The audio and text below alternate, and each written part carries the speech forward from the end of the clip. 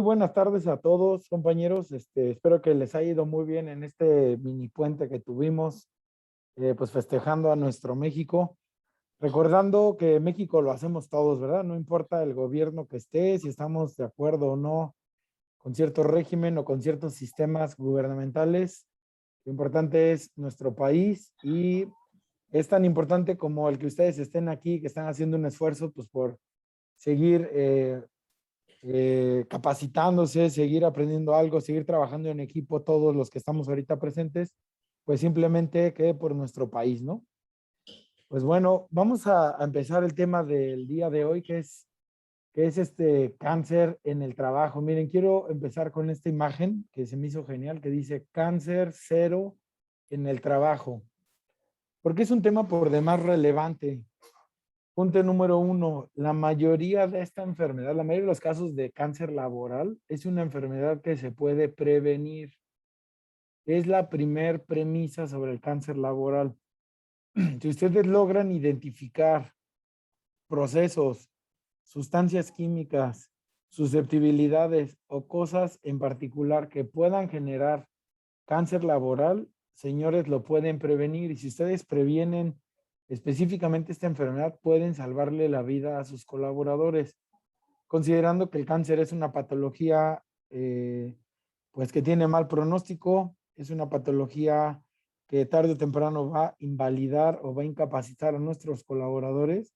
Es una patología que va a generar alteración en la dinámica de la familia del colaborador y va a impactar en la forma económica de una manera muy importante por el gasto tanto del cuidado del paciente, por el gasto del tratamiento del paciente y por el gasto que le representa a la familia el tener un paciente con cáncer.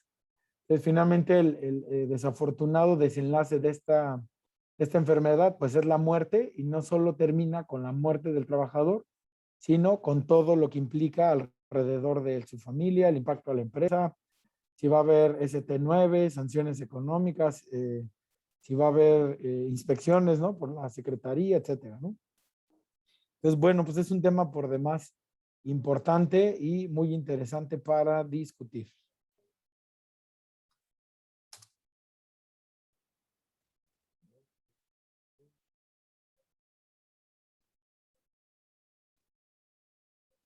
Muy bien, entonces miren, el cáncer laboral, aquí lo estoy representando con un pictograma que la mayoría de ustedes ya conocen, pictograma de la NOM 018, el Sistema Global Armonizado, que hace alusión a que alguna sustancia puede ser cancerígena. ¿Sale? Muchas veces las asociamos a cualquier otra cosa, pero este pictograma en particular nos puede ya dar una alarma, una alerta de que el propio proceso o las sustancias con las que se hace el proceso, pues puede generar o contiene en alguno de sus elementos algo que puede generar cáncer, ¿no? Y estamos hablando de la parte laboral. Pues miren, el cáncer se atribuye a la exposición a sustancias químicas peligrosas normalmente. No es así en la mayoría de los hospitales o en áreas clínicas donde hay exposición, como ustedes bien saben, pues a rayos X, ¿no? Y normalmente pensamos en rayos X en los hospitales, pero ¿qué creen? Alguna vez me tocó a mí ver en el hospital donde tuve la fortuna de estudiar, donde la jefa del área de patología presentó un cuadro de leucemia. Y esto era porque estuvo expuesta durante muchísimos años a formaldehído, aldehído, cetonas, base bencénico, también utilizaban mucho solventes y a lo que voy es que no solo el cáncer en los hospitales se atribuye o la fuente de origen se atribuye a las radiaciones ionizantes, sino también hay muchas otras causas. ¿Vale? Entonces, la mayoría, eso sí, se atribuye a sustancias químicas, pero no solo piensen en sustancias químicas, sino en radiación, en este caso serían los aspectos físicos. Pues miren, hablando un poquito sobre estadística, Estados Unidos espera que 1 de cada 2 hombres y 1 de cada 3 mujeres puedan ser diagnosticados con cáncer. Ojo, estoy hablando del cáncer en general. Como ustedes saben, la incidencia y prevalencia del cáncer actualmente cada vez más va más a la alza, ¿no? En España se diagnostican cada año unos 160,000 casos nuevos de cáncer y mueren alrededor de 100,000 personas. Y miren, de 5 a 10% de todos los tumores humanos son causados por exposición laboral a carcinógenos. O sea, de toda esta estadística, entre el 5 y el 10% sí tienen un origen laboral y es aquí donde yo los invito a que podamos incidir de alguna forma, ¿sale? Entonces, miren, les voy a presentar este videito. Por favor, si alguien me confirma si se escucha bien, por favor. ¿Qué tal? El día de hoy te voy a hablar acerca del cáncer ocupacional o profesional. Este tipo de cáncer se presenta cuando te expones en tu puesto de trabajo a sustancias cancerígenas, como por ejemplo la radiación, los químicos u otro tipo de sustancias así en las mesas. El 50% de las sustancias cancerígenas pueden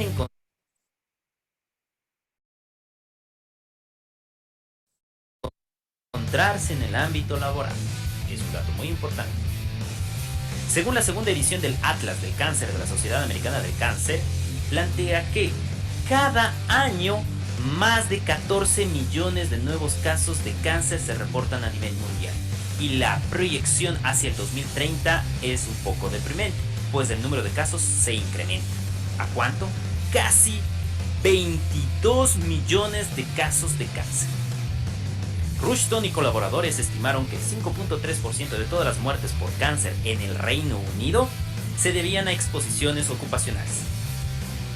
En Finlandia se hizo el mismo estudio y se determinó que la exposición ocupacional a cancerígenos como por ejemplo radiación, sustancias químicas, asbesto, daba lugar a que el 8% de las muertes por cáncer eran atribuibles a exposición ocupacional. Lo sorprendente de estos datos es que si una persona se expone a cancerígenos en el puesto de trabajo es totalmente controlable, pues por ejemplo frente a la radiación se le puede brindar equipo de protección personal, se puede cambiar un químico más tóxico por uno menos tóxico o eliminar la sustancia que produce cáncer.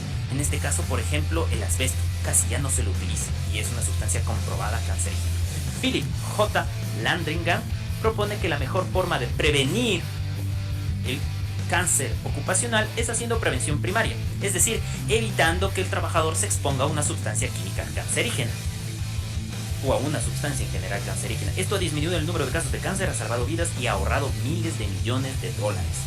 Esto ya se viene haciendo, por ejemplo, con el asbesto. Esta era una sustancia que se le utilizaba mucho en la construcción, sobre todo en la fabricación de placas en el techado de las viviendas. Pero en el momento en que se eliminó, pues se redujo el número de cáncer de pulmón y también de mesotelioma, que es una variante de cáncer de la envoltura del pulmón. Lo mismo pudimos observar con la anilina, un pigmento que se utilizaba para dar color. Cuando se eliminó, se redujo el número de casos de cáncer de vejiga. Lo mismo se observó con el cloruro de polivinilo, el cual se utiliza para fabricación de plástico, sobre todo en tuberías industriales. Cuando se encapsuló el cloruro de polivinilo, pues, oh sorpresa, se eliminaron los casos de angiosarcoma hepático, un tipo de cáncer que se presentaba en los trabajadores de esta industria química. Hola, soy el Dr. Renan Brito, soy médico ocupacional y en este momento te encuentras en... Muy bien. ¿Qué? Entonces, pues bueno, ya vimos un poco de estadísticas. Fíjense, algo interesantísimo. En Reino Unido reportan el 8%. Ahora imagínense cómo estamos acá en México, ¿no? Por el resto de Latinoamérica. Entonces, miren, algo importante sobre las principales causas de cáncer. Empieza aquí el acordeón para la guía de contestación para su examen. Es que todos estos agentes están clasificados como grupo 1 para la IARC. Ahorita les voy a explicar esto de la IARC y les voy a dar algunos tips muy importantes para ir determinando factores de riesgo cancerígeno en sus empresas. El grupo 1 se clasifica como carcinógeno para el ser humano comprobadísimo. Recordando que la IARC es una rama derivada de la OMS que se dedica a investigar el cáncer. Entonces, miren, esto nos está mostrando las muertes anuales por cáncer atribuidas a los factores de riesgo. Me voy a empezar al revés, de derecha a izquierda. Las tres principales causas, pregunta de examen, son agentes infecciosos que generan mutagénesis, el tabaco, consumo de tabaco y alcohol. Aquí están algunas cifras de 1.300.000, 1.060.000 muertes asociadas a cáncer por estos tres factores. De aquí vean algo interesantísimo. En cuarto lugar viene la exposición ocupacional, más de 300.000 casos. Después vienen de aquí para abajo la contaminación ambiental, contaminación en hogares. Fíjense que también hay áreas, ¿no? En algunos hogares donde por la propia material donde está, como está hecho, en este caso el mejor ejemplo es los techos de asbesto, que aquí en México hay muchos lugares, todavía en comunidades, en poblaciones donde se utiliza este tipo de techos. Se utilizaban antes, recuerden que había muchas pinturas plomadas, se utilizaban cierto tipo de utensilios que pueden tener contaminación, que a la larga pueda generar cáncer. En una proporción casi igual, la exposición solar, miren acá, más saben que el famosísimo melanoma, y en menos proporción a exposición a radiación no ionizante, recordando que radiación no ionizante son rayos X, alfa, beta y gamma, ¿sale? No es radiación UV, UVA, B, C, o radiación láser, esos son infrarrojos, esos son radiación no ionizante, estamos hablando de rayos que sí ionizan la materia. Y fíjense aquí, estos bien interesantes, ¿no? Que el elevado consumo de carne roja y el elevado consumo de carnes procesadas, estos dos ya están considerados como grupo 1 y cada vez está más de moda el corte de carne, el que nos juntamos a hacer la famosísima carnita asada, y las personas per se que producen o que preparan este tipo de alimentos están expuestos a dos elementos que se llaman dioxinas y furanos, que se da por la disgregación natural de la descomposición ya sea de la leña o del carbón, y al estar inhalando durante tiempo constante, de manera frecuente, los expone a generar cáncer pulmonar, así mismo como los que consumimos, ¿no? Todo esto que cada vez la verdad es una delicia comerse un buen corte de carne, pero si lo hacemos de manera repetida, recurrente, y sin agregar nuestra dieta otro tipo de alimentos, pues bueno, aquí simplemente hacemos la reflexión de que nos estamos comiendo el grupo 1, ¿no? De agente cancerígeno. Muy bien, entonces, en breve, ¿cómo empieza el cáncer, ¿no? Con la carcinogénesis, a manera de repaso. Miren, la carcinogénesis, primero hay cierta exposición, ya sea a agentes o factores de riesgo. Vienen las células normales y empieza con el proceso de iniciación. El proceso de iniciación es cuando hay un cambio irreversible en el material genético. Esto es recordando que todas nuestras células tienen ADN. Y, ¿qué creen? La mayoría de las veces nuestra propia célula tiene muchos mecanismos con los cuales se compensan a través de estas exposiciones a lo que tengamos. Tenemos muchos mecanismos en la cadena de la molécula del ADN, que para mí es la molécula bioquímica más importante que existe en el planeta. Tiene un montón de mecanismos de reparación, pero llega un momento en que la exposición a diferentes agentes o factores rebasa nuestros mecanismos de compensación, y es cuando empieza a haber alteración de forma irreversible en el material genético del ADN. La segunda fase es la que se llama promoción. Entonces es aquí cuando ya se alteró el ADN, empieza a proliferar la célula, pero ya empieza a promocionarse este ADN que ya tiene un cambio irreversible. Recordando que la mayoría de los cambios se hacen en las bases nitrogenadas, ¿no? Adenina, guanina, citosina, timina, etcétera. Es ahí donde se hacen la mayoría de las alteraciones, porque es muy raro que se afecten las cadenas de las pentosas, ¿no? Que son los barandales de esta espiral. La fase número 3 es cuando empieza ya un proceso de progresión ya cuando hay un cambio importante de la célula mutada, el cuasimodo celular, que ya está hecha la célula cuando había empezado muy bonita o de muy buena forma, ya se hizo una grande, ya se hizo otra grande abigarrada, deformada, y acá ahora sí, ya viene la progresión cuando hay cambios heredables. O sea, heredables me refiero a que ya puede transmitir su material genético de célula a célula y empieza a desarrollarse pues algún tipo de tumor, ¿no? Algún tipo de invasión. Y por último, la cuarta fase, que ya desafortunadamente es una fase ya más avanzada, que es la que ya empieza a generar fallo a otros órganos, que termina en un fallo a órganos múltiples, que es el famosísimo de la metástasis, ¿no? Que es cuando ya viajan estas células mutadas a diferentes órganos diana, porque también tenemos que las células cancerígenas tienen la capacidad de irse a diferentes tipos de órganos dependiendo el tipo de cáncer que es, ¿no? Entonces, miren, de la parte de normal que tienen las células, la apoptosis, la famosísima muerte celular programada, es cuando la propia célula, ella en un mecanismo normal fisiológico, se detecta que hay algo anormal o simplemente termina su ciclo natural de vida y se manda ella solita apoptosis, ¿no? se hace el harakiri y se destruye. Lo mismo puede suceder con algunas células que ya tienen una cosa que se llaman aductos, que se los voy a explicar más adelante, o que son células ya iniciadas con alguna alteración del ADN. Normalmente los mandan a apoptosis, muerte celular programada, pero ya cuando pasamos a la fase número 3, en base a la proliferación, pues ya prácticamente es irreversible, ¿no? Entonces, bueno, esto es nada más un repaso de lo que es la carcinogénesis. Esto puede suceder en cualquiera de los millones de células que tiene el cuerpo humano. Muy bien. De los agentes cancerígenos, aquí les va otra clave, pregunta de examen. Un agente cancerígeno es aquel agente físico, químico, biológico o algún proceso productivo capaz de producir un tumor o una alteración celular. Cuando se unen muchísimas de estas células, estaban normales, se hace un proceso mutagénico y cuando se forma un conjunto de este tipo de celulitas, le llamamos médicamente a la formación de un tumor, ¿no? Y estos inclusive pueden ser benignos o malignos. Esto es un agente cancerígeno, ¿sale? Físicos, químicos, biológicos o procesos capaces de producir ya tumores. Y el agente mutagénico es el que puede producir alteraciones en el material genético de las células de un organismo y este se puede transmitir de una forma hereditaria.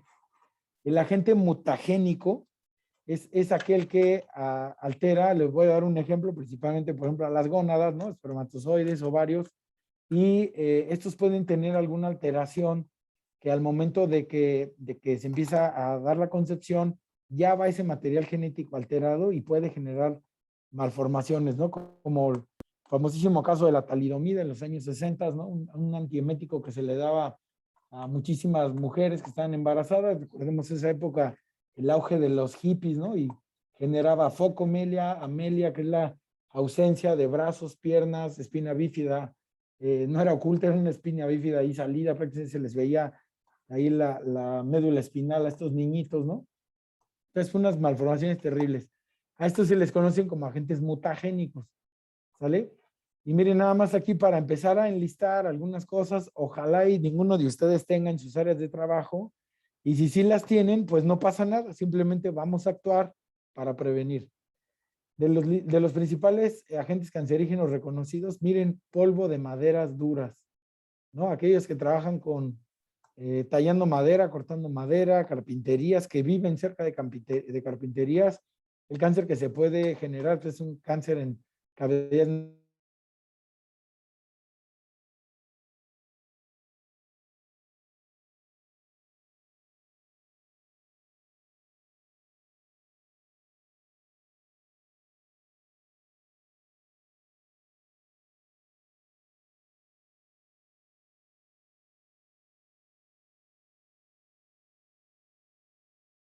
de pulmón y nasal. Aguas con aquellos que fabriquen tintes, pigmentos, chapen o traten algún tipo de metales. Fibras cerámicas refractarias pueden generar cáncer renal o pulmonar. Polvo respirable de sílice cristalina. Miren, hace poquito tuve la oportunidad de ir a un lugar muy interesante donde extraían un tipo de piedra de una mina, con todos los riesgos que ustedes ya conocen, y lo llevaban a triturar hasta que dejaban un polvito muy, muy padre que se llama carbonato de calcio, pero ese polvito finalmente que sale, que es del mármol, la piedra que explotan ellos es el mármol, está atascado de sílice, ¿no? Y pues la sílice es un cancerígeno por excelencia, la parte pulmonar, ¿vale? Otro es benceno, genera leucemia mieloide aguda o anaplasias, displasias. Aguas con los bencenos porque hay muchos disolventes o bases de pinturas que pueden llegar a tener esta sustancia que es cancerígena muy agresiva. Cloruro de vinilo, el angiosarcoma hepático, que ya lo vimos en el video. Óxido de etileno, linfoma y leucemia, intermediario químico y también se utiliza a veces como esterilizante. El 1,2 epoxipropano, es un intermediario químico. La acrilamida, sea de páncreas, aquellos productores de plásticos o es un agente que luego se utiliza como estabilizador de la famosísima lechada. El 2-nitropropano, cáncer de hígado y riñón, se utiliza más como disolvente. La ortotoluidina, cáncer de vejiga, fabricación de tintes, pigmentos. 1,3-butadieno, leucemia, linfoma. hidracina, pulmón, cavidad nasal y el brometileno, hígado. Y así hay una lista muy grande. Aquí les puse como que los más severos, los más agresivos que pueden generar cáncer y todo, obviamente todos son clasificación 1. ¿Vale? 1 de la IARC. Entonces, miren, de los agentes cancerígenos, aquí tenemos un monograma donde podemos encontrar la mayoría de los cánceres. Recuerden que cada tipo de cáncer o alteración celular tiene su órgano diana. Nada más les voy a mencionar algunos como de los más comunes. Miren, cáncer de pulmón, el arsénico. Yo sé que algunos de ustedes inclusive utilizan arsénico en algunos de sus procesos. Aguas con el arsénico, que es muy agresivo. El níquel, el cadmio, el talco, ¿no? El cloro de vinilo, que también se utiliza mucho en la empresa. Mesotelioma pleural, pues como que el mejor ejemplo es el asbesto. Cáncer de piel, miren la radiación. Se los vuelvo a repetir y lo he dicho un montón de veces. Protejan a su gente que está expuesta a radiación solar, incluyendo a sus ejecutivos.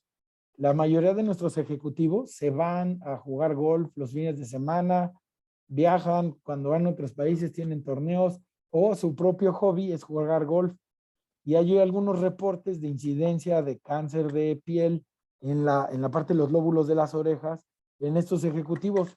Cualquiera diría que no, pues están todo el día encerrados, viajan, no tienen otras responsabilidades. Pero ¿qué creen? Normalmente se ponen el bloqueador, traen su gorra y se ponen el bloqueador en la cara, cuello, brazos, pero nunca protegen sus orejas. Entonces, hasta en esta parte, en este personal, cuiden a su gente, cuiden a sus jardineros, a sus guardias, aquellas personas que puedan tener exposición continua a radiación solar, ¿no? Aguas con el cáncer de piel, aceites minerales también. Hay muchos procesos, principalmente maquinados, que pueden utilizar base aceites minerales. Cáncer nasal o nasofaringeo, volvemos al níquel. Formaldehídos, miren lo que les comentaba nuestra jefa del área de patología del hospital donde yo tuve la oportunidad de hacer mi especialidad. Tenía ella exposición crónica a formaldehído y finalmente se le detectó cáncer, ¿no? Leucemia, pues ya, los que ya saben, interesantísimo el óxido de etileno. Cáncer de hígado, el puercloretileno. Cáncer de vejiga, aquí las naftas, ¿no? Las naftalaminas y el aminofenilo, ¿no? Muy bien, entonces, miren, les voy a empezar a pasar el primer tip. Siempre, normalmente en algunas empresas te dicen, oye, doc, o el área de seguridad, enfermera, ayúdame a liberar una sustancia química. Entonces, a nosotros normalmente nos llegan las hojas de seguridad, revisamos la hoja de seguridad per se, pero yo los invito a que hagan un poquito más. Métanse a revisar los componentes de esas sustancias, desglosen parte por parte de cómo está hecha la sustancia química y métanse, les voy a pasar este tip, a la IARC, la identificación de la monografía de identificación para peligros de carcinogenicidad en humanos. Los que comento es la Agencia Internacional de Investigación del Cáncer, nace de la Organización Mundial de la Salud y aquí nos clasifica los agentes en estos grupos. Es otra pregunta de examen de una vez. Miren, el grupo 1 es carcinogénico para humanos. El grupo 2A es probablemente carcinogénico para humanos. El grupo 2B, posible. Aguas con esto, no se me confundan. El 2A es probable, el 2B es posible, carcinogénico para humanos. El grupo 3, no clasificable, en ese momento como carcinógeno para humanos, ¿sale? Entonces, miren, de los miles y miles de sustancias químicas y de cosas que existen en nuestro planeta, vean nada más la pequeña cantidad de agentes que se han logrado identificar. Y obviamente en los que siguen, como que en periodo de investigación, ojo, el grupo 3 no quiere decir que no sea cancerígeno, quiere decir que no hay evidencia científica suficiente para determinarlo dentro del grupo 1, 2A o 2B, ¿sale? Entonces vean aquí, pues hay 500 agentes en estudio, del 2B 311, 82 del 2A, y solamente hay 120 del grupo 1, apenas ya conocidos, que están bien investigados y con avalados por todos los avances científicos, ¿sale? Entonces está muy interesante porque inclusive aquí hay una clasificación que la pueden buscar por el sitio de cáncer, o sea, cuál es el órgano diana que ataca directamente este cáncer, y aquí vienen las listas de estas clasificaciones. Entonces, La verdad es una maravilla. Yo les sugiero que complementen sus investigaciones de cuando estén analizando un proceso, hojas de seguridad, tiempo, frecuencia de exposición, métanse a la IARC. Dice, oye, esta sustancia química tiene estos componentes, búsquenlo, ¿no? A ver si por ahí aparece algo que sí me ha tocado en un par de ocasiones encontrar que el elemento principal, inclusive en este caso que estuvimos revisando, por ejemplo, tenía níquel, más del 75% de la sustancia tenía níquel y obviamente es un 1. Entonces nadie se ha dado cuenta y tuvimos la oportunidad de sustituir la sustancia, ¿no? En vez de fosfato de níquel, metimos fosfato de manganeso. Entonces miren aquí la clasificación, lo que les decía, hasta el 4 es no carcinógeno. La evidencia sugiere que sea carcinógeno ni en humanos ni en animales, ¿no? Aguas con estos dos pictogramas que ustedes ya conocen. Y aquí es pues prácticamente la misma clasificación de la IARC. Les voy a dar otra recomendación. Esta es una página que se llama PubChem, de Chemistry. PubChem, así se llama la página. La verdad es una maravilla esta página de PubChem. Es de la Librería Nacional de Estados Unidos, que también si ustedes quieren validar o identificar algunas sustancias químicas, pues qué mejor que esta página para que hagan una buena investigación. De forma inicial así sale la página principal, PubChem, y pone para explorar, viene un buscador. Ustedes pueden meter aquí el nombre de la sustancia química, solamente se puede meter en inglés o en otros idiomas que tal vez no manejemos, y pero hay muchos ya traductores, ¿no? Lo ponen en inglés. En este caso puse como ejemplo el benceno, y cuando lea el benceno me sale un montón de cosas, ¿no? Como el número de identificación del PubChem, la estructura, los pictogramas, viene la fórmulas moleculares, etcétera. Y algo muy interesante es que vienen muchos contenidos, específicamente la sustancia que están validando. Y miren aquí el contenido número 13 sobre la toxicidad o sobre riesgos y seguridad, la farmacología, etcétera. Y fíjense, ¿no? Cuando le puse específicamente aquí a la toxicidad, me aparecieron 70 ítems, y vean nada más todas las enfermedades que puede generar esta mugre, ¿no? La mayoría decimos que genera anemia o anemia plástica, pero miren, puede generar inclusive esclerosis lateral amiotrófica. Allí hay un montón. Aquí, para que sea una idea, me parecían hasta 14 páginas, miren, como pueden ver en esta parte de acá abajo, hasta 14 páginas de todas las alteraciones a la salud que puede generar una bendita sustancia. Entonces, se los dejo, muy, muy buena referencia, PubChem. Ahí pueden también validar sus sustancias químicas, ¿sale? Pues bueno, entrando rápidamente a materia, les hablo en breve sobre pues, el cáncer pulmonar. Ya hemos hablado sobre este tema, algo pues que cada vez puede ir más en auge, y los dejo una cosa de reflexión.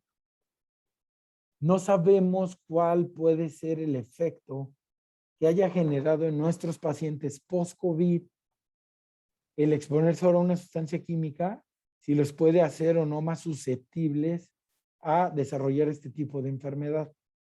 Reconociendo que la enfermedad de COVID es una enfermedad emergente, apenas llevamos 1 año, 8 meses, yo creo que en unos 5 años vamos a poder tener mayor información de correlacionar de si hay alguna mayor incidencia de cáncer de pulmón o de fibrosis o de lo que ustedes quieran, pero aguas, porque ahorita la enfermedad pulmonar es el foco rojo a nivel mundial. Y pues bueno, para cáncer pulmonar específicamente, la etiología pues es el tabaquismo, asbesto, radón, ésteres de clormetilo, hidrocarburos aromáticos policíclicos. Aquí me estoy refiriendo, por ejemplo, al benceno. Recuerden que estos hidrocarburos aromáticos policíclicos, por su fórmula molecular, por su composición molecular, esta casita como un panalito con 6 lugares, muy estable, tiene una gran facilidad de producir aductos. Ahorita les voy a explicar qué es un aducto. Entonces, ¿cuál es la patología? Pues carcinoma de células escamosas, que se da directamente en la parte del parénquima pulmonar, el adenocarcinoma, carcinoma de células grandes, células pequeñas, y los datos clínicos pues se van dando, ¿no? En base al crecimiento de la tumoración, que normalmente los que son menores a 3 centímetros son difíciles de visualizar.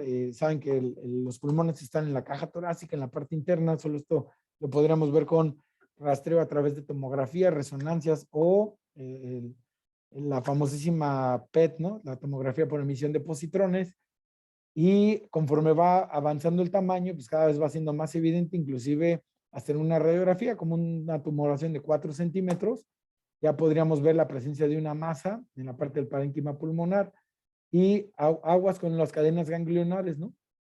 Porque luego, inclusive en la exploración física, ustedes pueden llegar a sentir ganglios linfáticos supraclaviculares y tienen que sospechar o descartar que no haya nada a nivel pulmonar, ¿sale? Con los supraclaviculares. Y ya los datos clínicos, obviamente mucho más avanzados, pues hay tos, hemoptisis, sibilancias, disnea o neumonitis por la propia obstrucción que pueda generar esta masa, ¿sale? De los principales agentes causales, pues el asbesto es un silicato, es una fibra por sus características. Recuerden que la fibra tiene ciertas micras, ¿no? Tanto de longitud como de espesor, tiene ciertas características que la hacen fibra y el riesgo todavía es mucho mayor si hay exposición a crisótilo, ¿no? El periodo de latencia con el asbesto es hasta de 20 años. Yo estuve expuesto al asbesto hace 5 años, estoy bien, y en una de esas, en los siguientes 15 años, hago mesotelioma o fibrosis pulmonar, pues fue por esta causa, ¿no? 20 años de latencia, el asbesto, ¿no? Que afortunadamente cada vez menos se usa. El radón, que es un material radioactivo, ¿no? Se utiliza en forma de radioisótopos con polonio, bismuto y plomo. Aguas con el radón. Hay algunos procesos específicos que pueden utilizar el radón como una fuente especial de radiación. Los ésteres de clormetilo, estos se utilizan en manufactura de resinas, bactericidas, pesticidas, aguas, repelentes de agua, solventes y agentes inflamables. Entonces recuerden que la mayoría de la composición molecular, cuando vean moléculas de cloro, aguas, porque la mayoría del componente con cloro, ¿no? Como ya lo vimos hace un momento con el PVC, son cancerígenos. Aguas también con este cloro, es maligno. Y los hidrocarburos aromáticos que les decían, el alquitrán de hulla, carbón, brea, aceite, coque y aguas con los aromáticos policíclicos que pueden ser precursores o aductores. Hablando específicamente del mesotelioma, ¿no? La etiología es único, patognomónico, exposición por asbesto, ocupaciones de riesgo, mineros de asbesto, trabajadores de construcción, aguas. Miren, el mejor ejemplo que tenemos actual es, recordamos hace unos días el 9/11, ¿no? Este atentado terrorista terrible que se llevó la vida de más de 3,300 personas aproximadamente.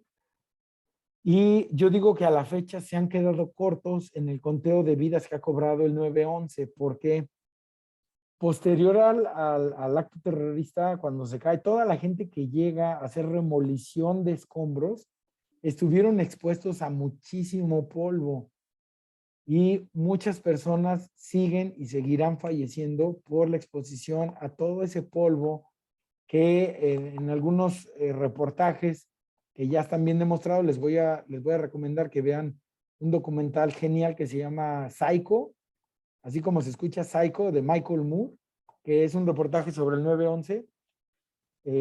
Hay mucha gente que sufre mesotelioma o que tiene un daño pulmonar irreversible, como fibrosis pulmonar, que fueron aquellos que estuvieron ayudando a la remolición de escombros, ¿no? Entonces, a lo que voy, compañeros, es que pensamos en mesotelioma como algo ajeno, ¿no? No, mesotelioma era hace 30 años o ya ni se usa, doc, me han dicho. Entonces, hay más exposición de lo que creen, ¿no? Aquellos rescatistas en zonas de derrumbe, ¿no? Acabamos de ver derrumbe en el Cerro del Chiquihuite, Ciudad de México. Acaba de temblar en Ciudad de México en septiembre. Puede haber áreas donde hay trabajadores, llámese bomberos, rescatistas, gente de la construcción que sí están expuestos a esta porquería, ¿sale? Pues miren aquí plomeros, electricistas, textiles, soldadores, aguas, porque es una enfermedad todavía latente, ¿sale? La patología puede ser dos, el solitario benigno que permanece localizado, la mayoría de las veces no es de origen laboral, puede tener inclusive un origen, o más bien se detona por enfermedades autoinmunes. Les voy a recomendar que se investiguen el síndrome de Hamann y Rich. Hamann y Rich es una enfermedad que afecta a la parte pleural de forma irreversible, es muy agresivo y normalmente está asociado a enfermedades autoinmunes, ¿sale? Puede ser difuso maligno, que ya, ¿no? Invade todas las pleuras y es muy, muy agresivo. Los datos clínicos, hay dolor torácico persistente, principalmente sobre el lado afectado, disnea de esfuerzo, obviamente está desaturado el paciente, conforme a esa actividad tiene disnea de grandes, medianos, pequeños y mínimos esfuerzos, hay tos seca, pérdida de peso y se acompaña normalmente de derrame pleural, ¿sale? Ahora, el mesotelioma no es patognomónico del pulmón. Recuerden que el mesotelioma se da en cualquier lugar donde haya tejido conectivo que cubra órganos como el pericardio, como la cápsula de Gleason a nivel del hígado, ¿no? Entonces, cuidado con esta enfermedad. Cáncer de las cavidades nasales y senos paranasales, ¿no? Ya anatómicamente ya los conocemos, los senos frontales, los etmoidales sí están en la base del cráneo, ¿no? En la base anterior del piso anterior de la base del cráneo. Y pues los más expuestos son los frontales y los maxilares, ¿no? Entonces estos son silenciosos, su desarrollo se limitan a los senos, en la parte superior de las vías aéreas, los síntomas aparecen hasta que se extienden fuera de las paredes. Miren, les voy a comentar un caso clínico que desafortunadamente acabamos de diagnosticar el año pasado, una cosa que se llama el sarcoma de Ewing, E-W-I-N-G, el sarcoma de Ewing. El cuadro empezó con sensación de obstrucción de un solo lado en la fosa nasal por parte del trabajador. De repente empieza a presentar epistaxias recurrentes, de repente empieza a sentir disnea cada vez más acentuada, pero era porque estaba tapada la vía aérea, hasta que en la exploración física, en la exploración clínica, ya se veía la presencia de una masa, la cual desafortunadamente ha seguido evolucionando. El sarcoma de Ewing se asocia más a una alteración genética, pero pues es muy agresivo, ¿no? Desafortunadamente al día de hoy el trabajador, a pesar de radios que le han dado, empezó con unas quimios, es un trabajador de 20 años de edad, ya tiene invadido la mitad de la cara completa y desafortunadamente ya perdió el ojo. Entonces, aguas con estos benditos cánceres de senos paranasales. ¿Sale? El dato clínico, una obstrucción nasal unilateral, hay una úlcera que no cicatriza, por eso también tiene las epistaxis recurrentes. El trabajador les dice que él siente que está como deglutiendo sangre de forma constante. ¿Sale? Ocupaciones en riesgo, la manufactura de zapatos, trabajadores de muebles, aquellos que están expuestos a níquel y cromo, trabajadores de laboratorios, ¿no? El diagnóstico, pues pueden empezar con una radiografía de huesos faciales o senos paranasales. Lo ideal es que de inicio de una vez le hagan un TAC o ya de ahí se van a biopsias. Y mi mejor recomendación es, si ya tienen sospecha, hagan estudios, tomografía o resonancia y de inmediato deriven a especialidad. Recuerden que no somos especialistas en este tipo de enfermedades y entre más pronto empiece su protocolo, su colaborador tiene mejor posibilidad. Cáncer de laringe. El cáncer de laringe, los datos clínicos, pregunta de examen, compañeros, genera disfonía, es más frecuente en hombres. Los factores de riesgo principales es el consumo de tabaco y alcohol. Y la edad promedio más frecuente son los 60, 70 años, ¿sale? Que cada vez desafortunadamente lo estamos viendo en pacientes más jóvenes. Ocupaciones en riesgo, mineros de asbesto, producción de materiales aislantes y filtros, trabajadores de astilleros y manufactura de textiles. El diagnóstico se hace ya sospechando a través del dato clínico. Ahora, prácticamente el principal dato clínico es la disfonía. No sé si les ha tocado, pero yo he visto varios trabajadores que tienen disfonía o les echan carrilla, ¿no? Se ríen de ellos, no, es que se les sale el gallo y les ponen ahí algún apodo con esta enfermedad. Yo recuerdo inclusive un compañero médico que era nuestro maestro, estaba en la refinería él de Salamanca, que se le empezó a agudizar mucho la voz y de repente acá se le salía el gallo y se le empezaba como a agudizar, hasta que de repente se quedó disfónico. Afortunadamente para él tenía un nódulo laríngeo nada más, que son masas tumorales benignas, pero sí llega a ser algo frecuente, ¿no? Entonces el diagnóstico se hace con la laringoscopía directa, de preferencia las biopsias, pueden sacar radiografías de tejidos blandos, pero pues ahorita utilizamos tecnología, la famosísima tomografía o una buena resonancia, ¿no? Que les deje ver ahí todo. Miren, aquí tenemos una laringoscopía directa, miren. Si alcanzaron a ver cómo la cuerda bucal, miren, está íntegra y el resto ya está todo impavido. Solamente un lado se mueve, el resto de la cuerda bucal está todo impavido. Muy bien. Cáncer de vejiga.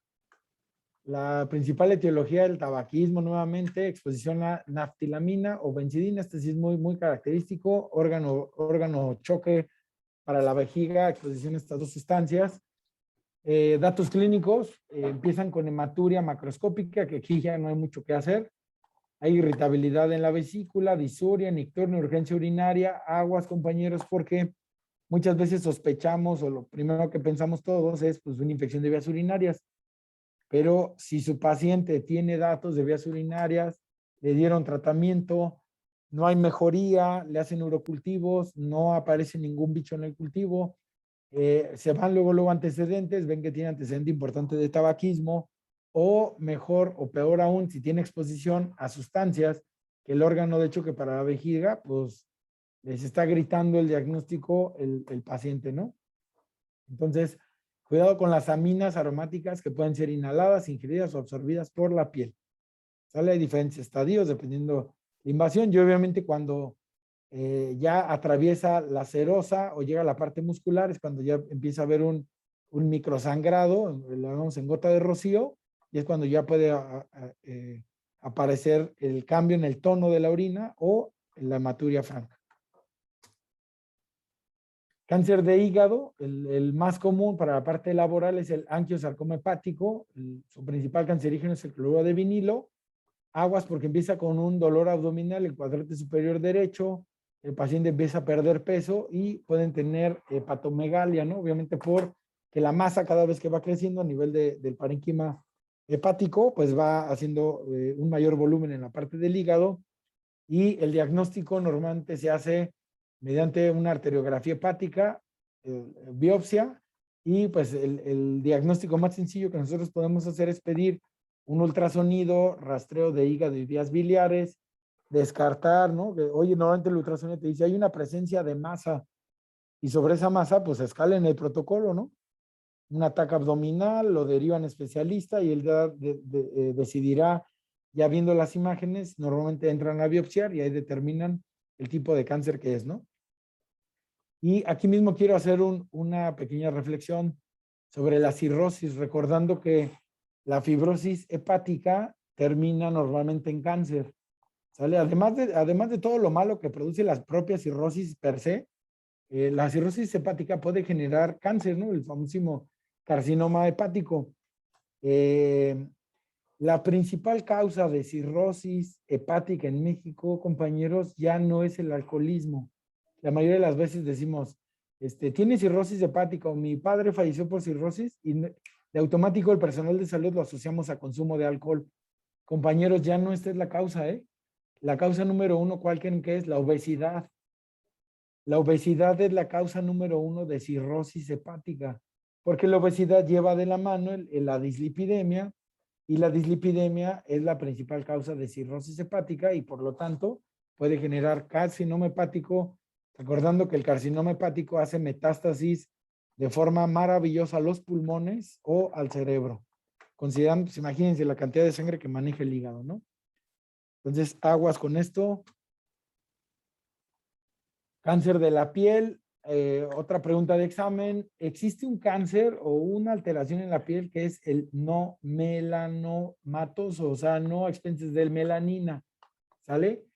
Se considera como un cáncer benigno. Las características clínicas sí son muy diferentes al maldito cáncer, al cáncer de piel, al melanoma. Vean las características clínicas, ¿no? Sí hay una diferencia muy importante. Se ve, el melanoma se ve hasta gachón, ¿no? Se ven unas lesiones ahí feas, no son muy estéticas. Y este cáncer no melanomatoso Su etiología principal es la radiación UV, aguas con la explosión de hidrocarburos aromáticos, arsénico o inclusive radiación ionizantes. Los hallazgos normalmente se presentan con costras, úlceras, puede haber algo de sangrado y se ven lesiones pigmentadas. Ojo, la tasa de curación de este cáncer, que no es melanoma, es de un 96 al 99%. Sale de cura. Y más si lo alcanzan a detectar a tiempo, ¿no? Cáncer hematológico, pues aquí los dos principales causantes de la exposición a radiación y a los bencenos. Les voy a contar un caso en particular de un compañero que hace como unos 3, 4 años desafortunadamente sufrió un infarto y que creen, después de que entró a hemodinamia, la parte de la intervención, empezó a tener algunos cambios interesantes, ¿no? Como caída de piel, fatiga, y de repente le empezaron a salir unas lesiones, ¿no? En la parte de la espalda, pues tenía lesiones ahí por el fluoroscopio, ¿no? Por el arco que le estuvieron dando y dando rayo, y ahorita tenemos o tememos que empiece a tener una displasia a nivel celular porque está teniendo datos de policitemia vera. Su conteo de glóbulos rojos está extremadamente elevado. Entonces, aguas también, recordando que normalmente nos casamos con la idea, ¿no? Yo no me expongo a radiación, aquí no tengo ningún campo que genere radiación, o yo no tengo benceno, entonces no, es imposible que me pase. No, aguas con los casos raros. Indaguen antecedentes de sus colaboradores, ¿no? Si tienen algunas otras actividades. Entonces, pues bueno, miren los datos clínicos, que aquí se las comparto, es una pregunta de examen. El paciente puede empezar con hematomas, ¿no? Normalmente recuerden que nos sale un hematoma y la mayoría decimos, no, pues es que me pegué. Algún día me pegué, de repente hay hematoma en piernas, brazos, muslos, codos, espalda, y pues, ¿cómo te pegas, no? ¿O quién te pega, no? Cuidado con tu señora. Otro, presencia de palidez, que esto se asocia mucho a anemias, cuadros anémicos, hepato o esplenomegalia, por esta hiperfunción que tienen que hacer el vaso, tanto de depurar estas células o el hígado, ¿no? Las adenomegalias es cuando ya pues, empezamos a tener algo de METs. Y ya por último se manifiesta, fíjense, hasta el final ya se manifiesta en la biometría hemática, leucocitosis, leucopenia, empieza a haber anemia, bajo conteo de células rojas, ¿no? Se altera la hemoglobina, etcétera. Y allá, ya cuando empieza a haber trombocitopenia, ya prácticamente el diagnóstico está declarado. Recuerden, compañeros, alteraciones en la biometría hemática de 3, bueno, me voy a ir de 2 o más estirpes celulares, o sea, las 3, leucos, glóbulos rojos o plaquetas, prácticamente el diagnóstico es de muy, muy mal pronóstico. Lo primero que deben de sospechar es algún tipo de leucemia, ¿sale?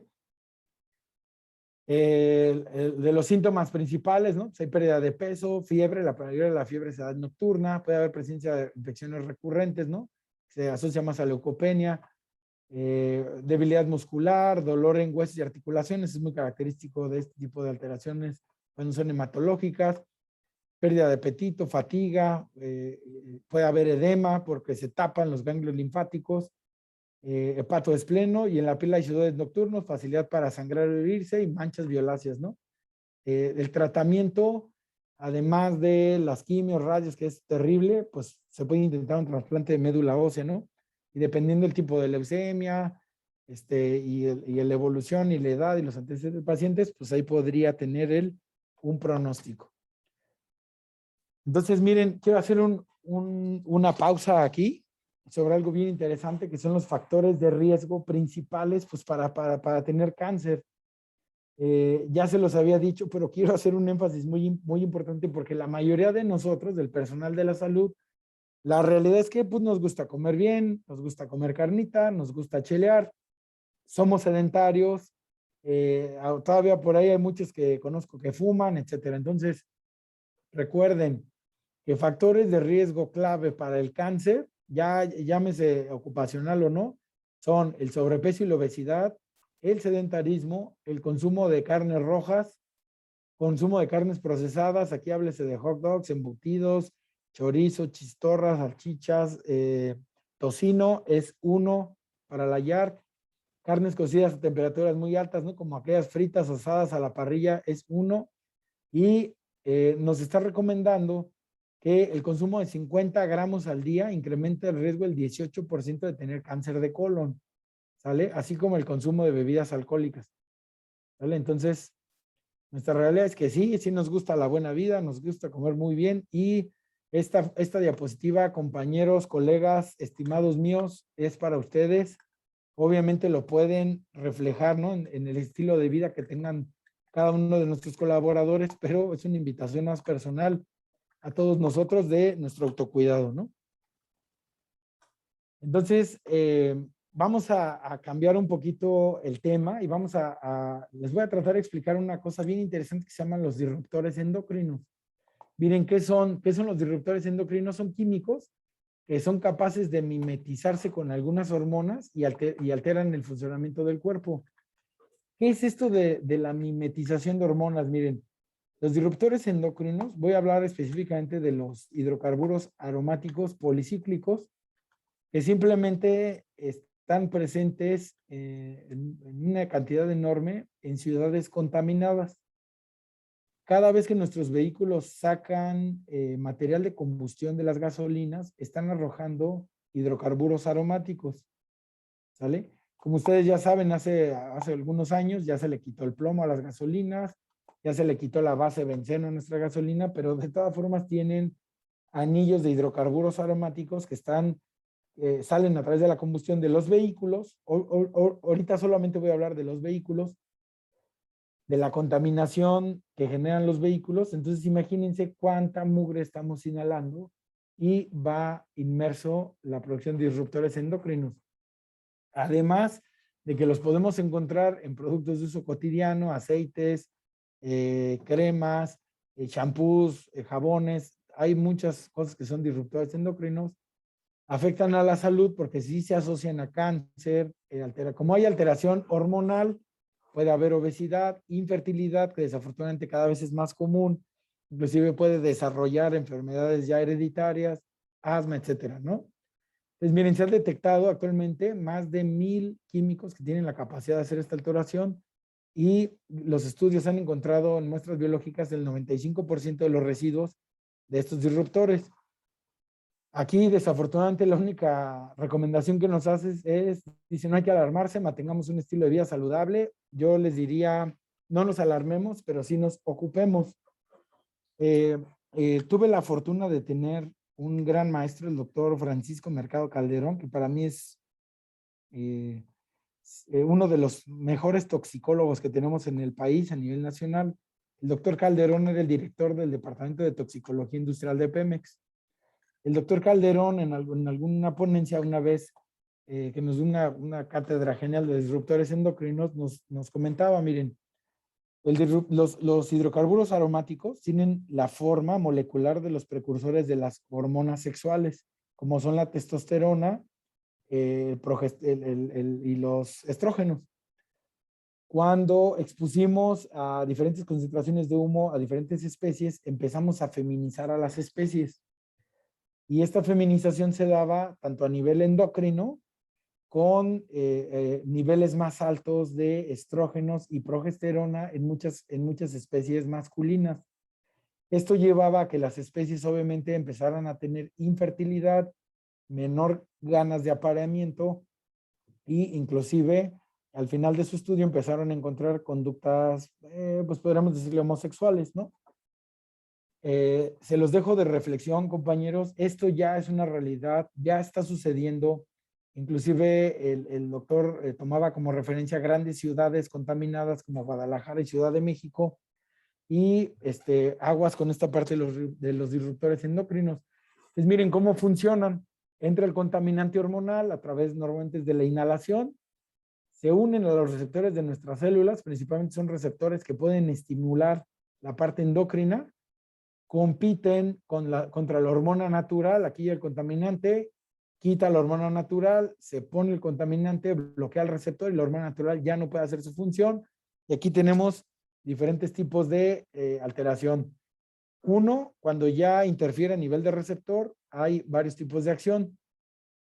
Uno, que interfiera y lo bloquee, la función natural de la hormona, o que la altere y haya una supersecreción ahora por estímulo constante a nivel hormonal, a nivel de la glándula, y está produce y produce y produce cualquier tipo de hormona, ¿no? Considerando pues que las hormonas, ustedes saben que sirven para un montón de cosas, para la reproducción, la homeostasis, el desarrollo de los órganos y el comportamiento humano. ¿Sale? Entonces, aquí les pongo algunos ejemplos nada más. Miren, de las dioxinas, los talatos, los retardantes de flama, como son el contenido de los extintores, los fenoles, los pesticidas, los hidrocarburos aromáticos, que son los que les comentaba, y los fitoestrógenos, ¿no? Que ahorita muchísimos alimentos que llamamos orgánicos, entre comillas, tienen estos fitoestrógenos y tienen la capacidad de ser disruptores endocrinos y alterar en general nuestro sistema endocrino, ¿no? Estos fitoestrógenos, para que se hagan una idea, se los damos de forma natural o de forma normal en la consulta con nuestras pacientes que están ya en periodo de la menopausia. ¿Sale? Entonces, quiero terminar con esta reflexión. Dicen, miren, prevenir el cáncer es posible. El cáncer es una de las principales causas de muerte en el trabajo en Europa, considerando que el cáncer pues, es una enfermedad no reversible que normalmente se diagnostica ya en episodios tardíos. Mueren más personas por cáncer laboral que por accidentes de trabajo y de tráfico juntos, imagínense. Obviamente esto es estadística europea, ¿no? España. Es necesario eliminar y sustituir agentes cancerígenos y mutagénicos en el trabajo. Compañeros, hagan todo lo posible, porque si ya tienen una sustancia, recuerden que lo primero es eliminarla, quitarla, sustituirla, y si no es posible, disminuir en lo posible la exposición a este tipo de agentes, ¿no? Que no solo son las sustancias químicas, hay agentes físicos, hay agentes biológicos, hay procesos de trabajo que hay que eliminarlos. Y pues miren, si Europa nos dice que existe un subregistro de cáncer laboral, imagínense cómo andamos acá nosotros, ¿no? Por favor, vayámonos con el lema de cero exposición. ¿Sale? Hay que evitar en lo posible cero exposición. Es el único nivel seguro que podemos tolerar, recordando que todos los cánceres laborables pueden ser evitables. ¿Sale?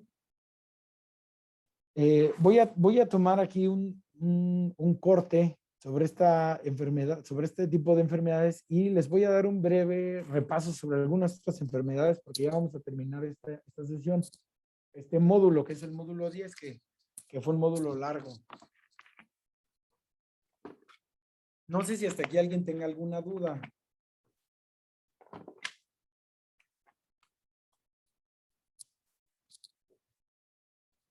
¿Todo bien? Vale, les voy a robar unos 10 minutitos nada más para seguirnos. Bien, aquí tengo una pregunta. ¿Cómo se llama la página? Con todo gusto, Janet. Esta presentación se las comparten, ¿verdad, Lick? Sí. Ya, con la presentación, por favor, les pido que terminen de ver el video. Este médico que hace estos videitos están muy padres y tiene un montón de videos en YouTube, están bien interesantes. Terminen de ver todo el video y ahí viene datos de la página, cómo se meten a YouTube, inclusive viene un material de todas las temas, ¿no? Que él maneja. Muy bien, perfecto. Miren, les voy a robar 10 minutos. Algunas otras enfermedades, nada más por mencionarlas. Ya me estaba saboteando. Miren, hay una enfermedad que se llama la methemoglobinemia y la hemólisis. Esta, obviamente voy a hablar de aspecto laboral, que se da por químicos oxidantes. La methemoglobinemia, la principal causa puede ser una intoxicación por anilinas.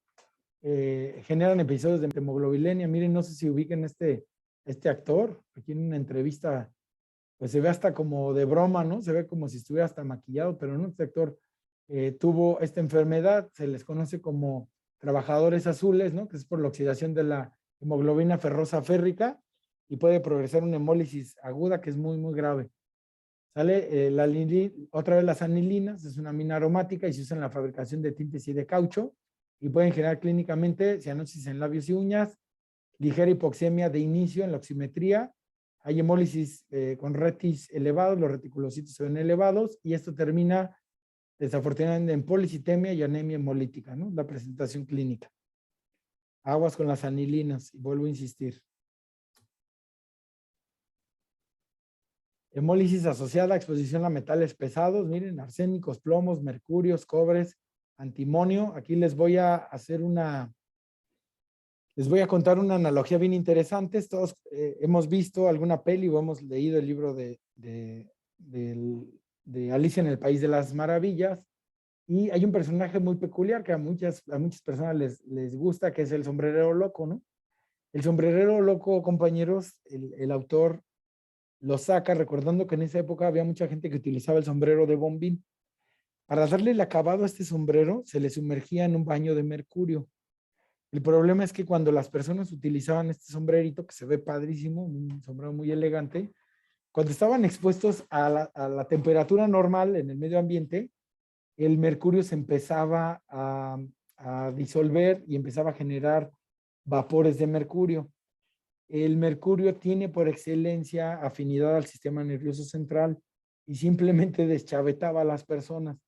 De hecho, las personas, a los sombrereros que producían los sombreros y que les daban este bañito de mercurio, les generaba locura, ¿no? Por los depósitos del mercurio orgánico ya a nivel cerebral empezaban a deschavetarse, y de ahí nace el personaje famoso del sombrerero loco. Entonces, bueno, se los comento nada más como un antecedente histórico cultural importante, porque al día de hoy todavía hay muchos de nuestros trabajadores que sí pueden trabajar con cualquiera de estos metales. La presentación clínica, principalmente para la arsina, por ejemplo, causa hemólisis intravascular grave y hay ataque al estado general, ¿no? El plomo causa la porfiria aguda, la tarea clásica es dolor abdominal, hay estreñimiento y hay vómito, intoxicaciones con plomo. Para nuestra cultura en México, compañeros, intoxicaciones con plomo antes, y yo me atrevería a decir que al día de hoy, en algunas de nuestras comunidades o pueblitos, normalmente utilizamos este plato hermoso como cerámico, con una indumentaria muy bonita, normalmente los pintan bien padre, pero esta mayoría de estos platos los bañan en plomo. Inclusive hay mucha gente que todavía guarda su agua en jarritas de barro, y les dan un baño de plomo para que mantenga este brillo padrísimo, y además lo hace impermeable a los líquidos, al agua.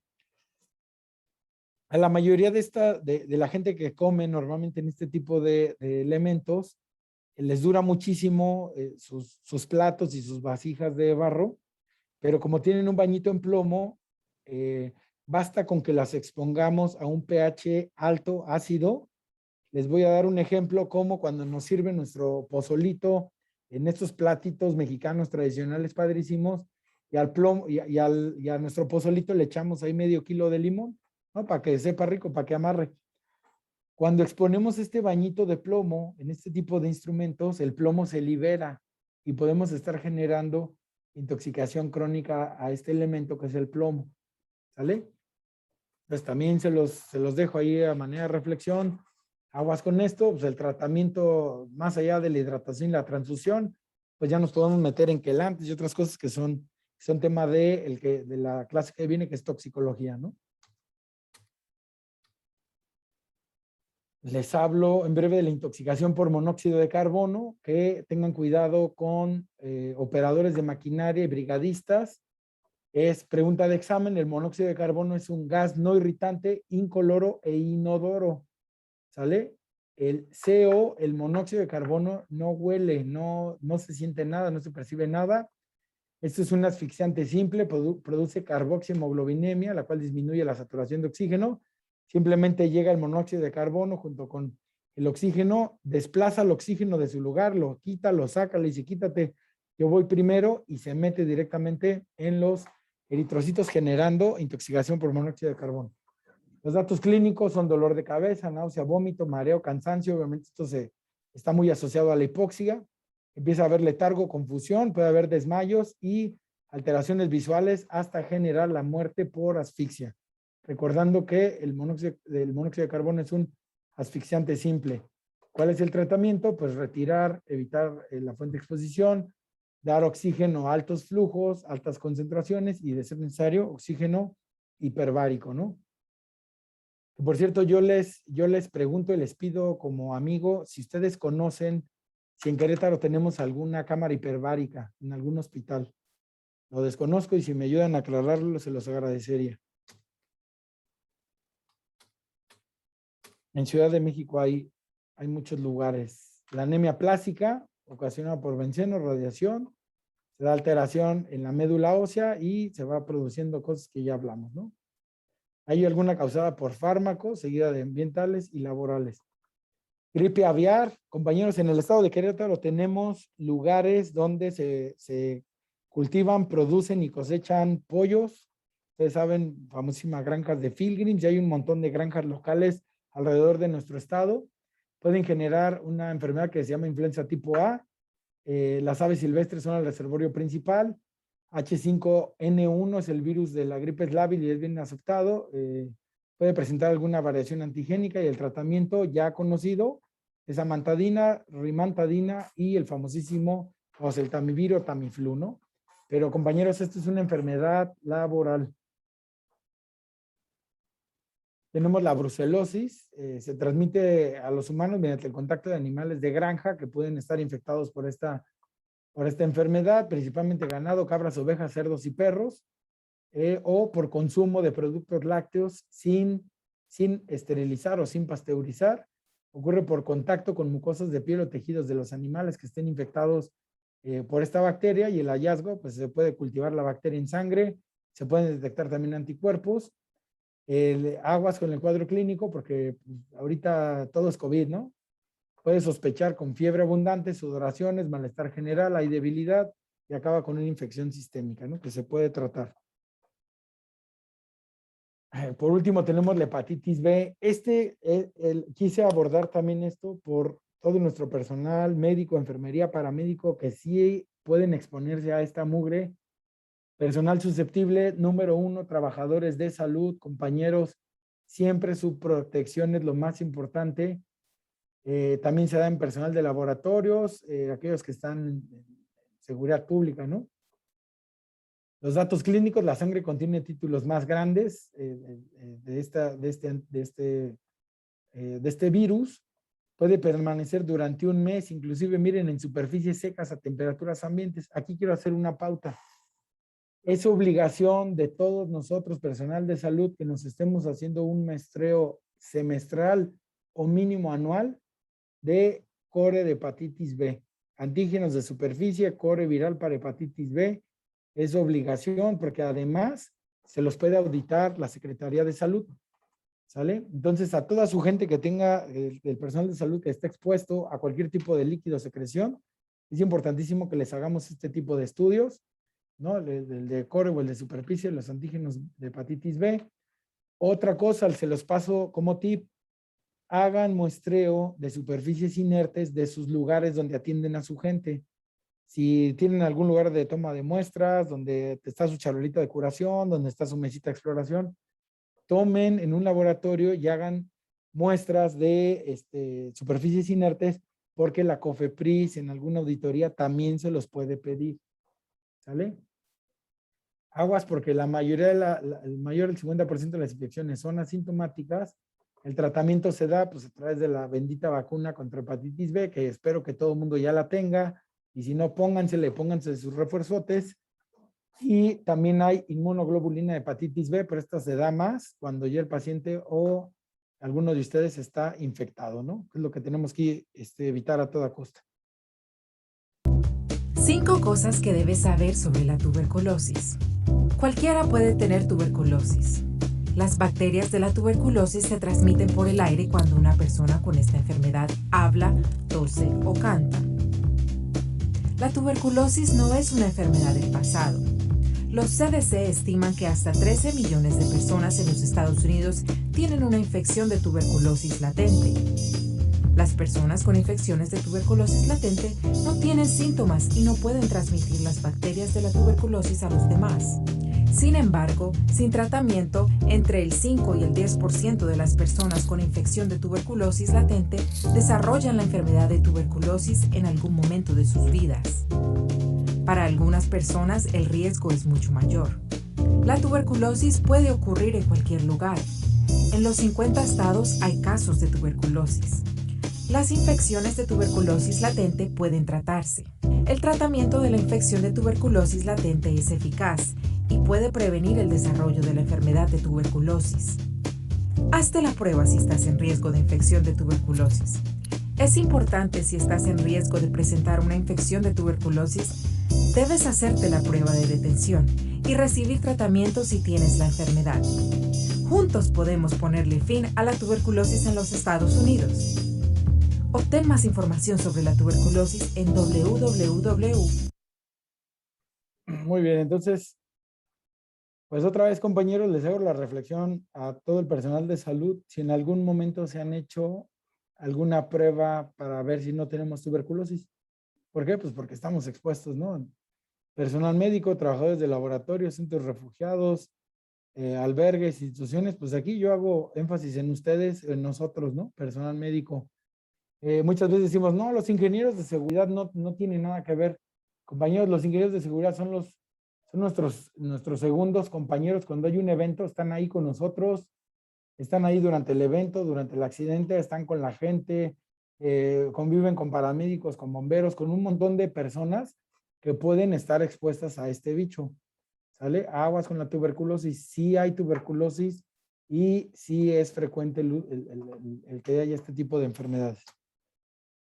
Cierro con el VIH. Ya todos conocemos esta enfermedad. La tasa de transmisión después de una exposición positiva por aguja es menor al 0.3%. Con esto quiero concluir. Deben de tener un protocolo para qué hacer en caso de algún pinchamiento de contacto directo con sangre de alguna persona. Recordemos esta famosísima frase, caras vemos, posiciones no sabemos. Entonces, siempre tengan un buen protocolo y protección para evitar este tipo de enfermedad, ¿no? Los líquidos corporales de más alto riesgo son la sangre, semen, secreciones vaginales y otros que probablemente nosotros nunca tengamos contacto, como el líquido cefalorraquídeo, sinovial, pleural, etcétera, ¿no? Recuerden que el VIH sí y sí es el único que puede generar sarcoma de Kaposi. Aquí están algunos de los síntomas. Y el VIH puede permanecer latente hasta 10 años. ¿Sale? Voy a decir una tontería. Hubo una práctica sexual hace 5 o 10 años sin protección con una persona de alto riesgo. 10 años después empiezo a tener sudores nocturnos, úlceras en la boca, que es por inmunodepresión, fatiga importante, escalofríos, dolores musculares, salpullidos, fiebre, inflamación de ganglios, aguas. Dentro del protocolo para determinar si es cáncer o no, debemos de hacer pruebas de VIH. ¿Sale? Entonces los dejo con esta reflexión. Si no es correcto, no lo hagas. Y si no es verdad, no lo digas. Muy bien, compañeros. Hasta aquí terminamos esta sesión. No sé si alguien tenga alguna duda, un comentario, quiera compartirnos algo. Adelante. Muchas gracias, doctor Alvarado. Voy a enviar el cuestionario, por favor, el examen, para que lo contesten con fines también de asistencia. Y pues, mientras voy a también leer unos comentarios, doctor. Dice la doctora Aurora Báez. Tenemos que recordar que al ingresar a las áreas laborales, nosotros también nos exponemos a los diferentes agentes contaminantes. Debemos ser muy exigentes con nosotros mismos también y garantizar contar con el EPP adecuado al estar en estas exposiciones, aunque sea por tiempos cortos. Es correcto, doctora Báez. Muchísimas gracias por esta aportación. Tiene usted toda la razón. ¿Cuántas veces entramos a la planta y nos sentimos como si de veras fuéramos inmunes? O entramos con el absurdo pensamiento de yo nomás voy y vengo, ¿no? Yo entro rápido y me salgo y a mí no me va a pasar. Pues, claro que no. Doctora Báez, le agradezco mucho esta reflexión. Creo que lo define muy bien. Debemos ser muy exigentes con nosotros mismos para el uso del EPP, porque además de que nos debemos de cuidar sobre los riesgos que todos ya conocemos, desafortunada o afortunadamente nosotros somos ejemplo. Entonces imagínense qué bonito se ve el de seguridad o el doctor, ¿no? Entrando a la planta y oye que tus tapones y yo no los traigo, ¿no? ¿Por qué no los trae, doctor? Ah, es que no, yo nomás voy y vengo. No, señor. Debemos de predicar con el ejemplo y claro que podemos estar expuestos a enfermarnos también, ¿no? Gracias, doctora Báez. Muy buena reflexión. También la doctora Báez pregunta, las muestras de superficies inertes, ¿con qué periodicidad se debe realizar? Ah, bien, Doc, lo que yo te sugiero es que lo hagas al menos cada 6 meses. Y en alguna ocasión, cuando recibí una auditoría de COFEPRIS específica para el servicio médico, fue un punto de auditoría, me pidieron que enseñara mis estudios de superficies inertes. Las debe de tener al menos cada 6 meses. Muchas gracias, doctor Alvarado. También la doctora Pilar Hernández comenta, en el Hospital de Nuestra Señora de la Salud tiene cámara hiperbárica. Ah, perfecto. Perdóneme, Doc, ¿en dónde está este hospital? Nuestra Señora de la Salud. Tal vez mi pregunta es, no sé si la doctora Pilar está aquí en Querétaro o está en algún otro estado. En Morelia, Ah, en Michoacán. Morelia, claro. Qué bien. Ah, pues qué bien, Doc, excelente. Yo sí, enfermera, gracias, Pilar. No, pues excelente, la verdad, qué padre que en Morelia, además que es una ciudad hermosa y se come riquísimo. Es un lugar muy bonito, Morelia. Qué bueno que tengan cámara hiperbárica. Miren, desafortunadamente al día de hoy yo no identifico un hospital que diga en Querétaro, vámonos acá, cámara hiperbárica.